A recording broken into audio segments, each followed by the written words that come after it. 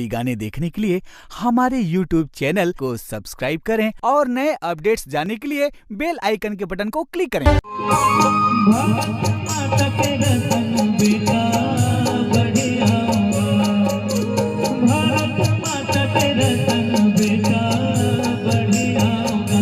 मैं